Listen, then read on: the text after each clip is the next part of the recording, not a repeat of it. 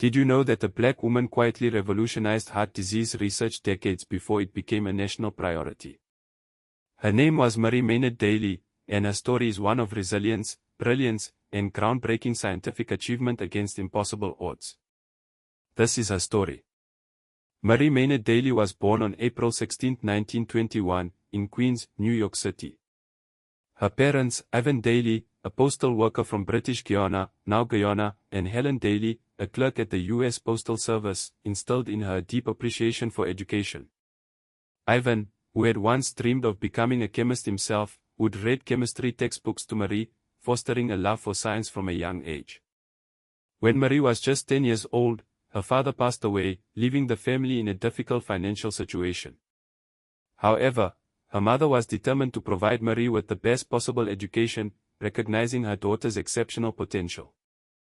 Marie attended Hunter College High School, a prestigious school for academically gifted girls. She excelled in chemistry and was deeply inspired by the work of Percy Julian, a pioneering black chemist who synthesized important drugs from soybeans. Julian's work showed Marie that a black scientist could achieve greatness, and it fueled her determination to pursue a career in chemistry. In 1942, Marie graduated summa cum laude from Hunter College with a bachelor's degree in chemistry. World War II was raging, and there was a shortage of scientists and engineers. Marie's exceptional academic record and the need for skilled professionals opened doors for her that might otherwise have remained closed. She secured a fellowship to study for her master's degree at New York University, which she completed in just 1 year, in 1943. Her thesis focused on cholesterol metabolism, demonstrating her early interest in the biochemical processes that affect human health. Now came the biggest hurdle.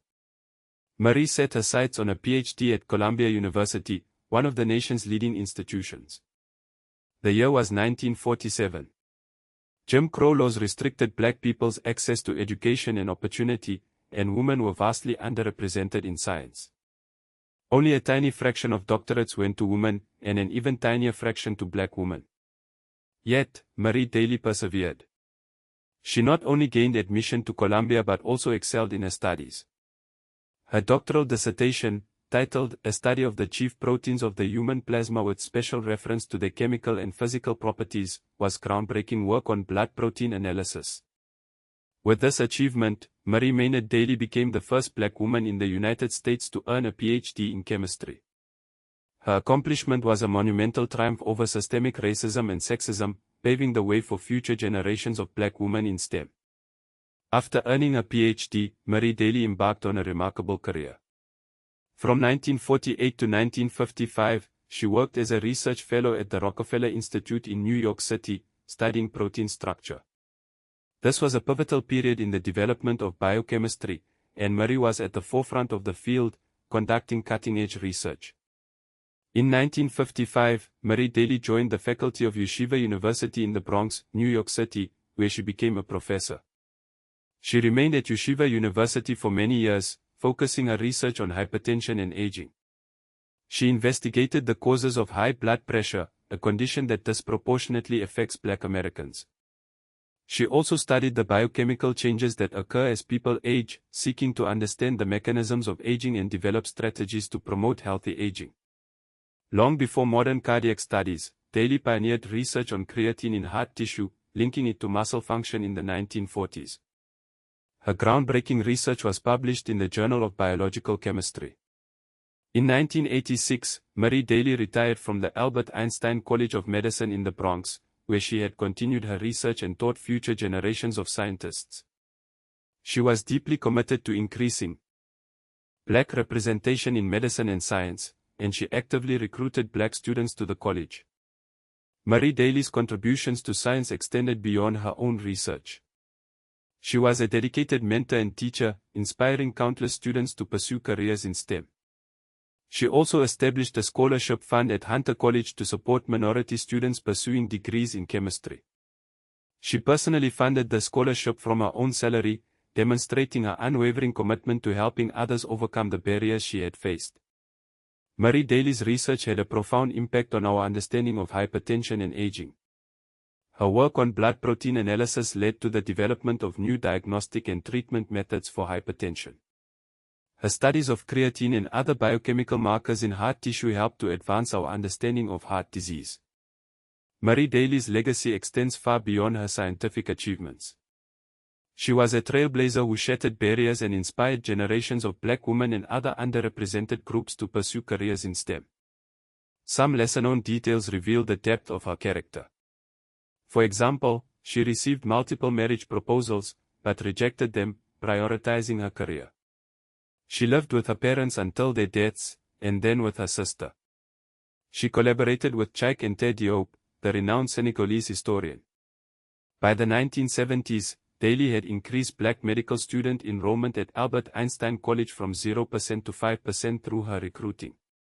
Despite her accomplishments, Marie Daly faced significant challenges throughout her career. She encountered discrimination based on her race and gender, and she was often denied access to funding and resources.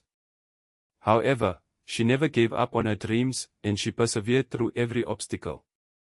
Columbia University failed to acknowledge her at the 1947 commencement. She was denied NIH grants in the 1950s and 60s due to race quotas.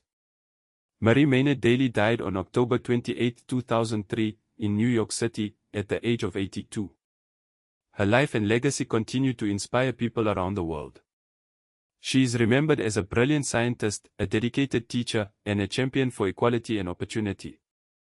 Her work has been cited in over 100 papers, impacting NIH hypertension research from the 1960s to 2000s.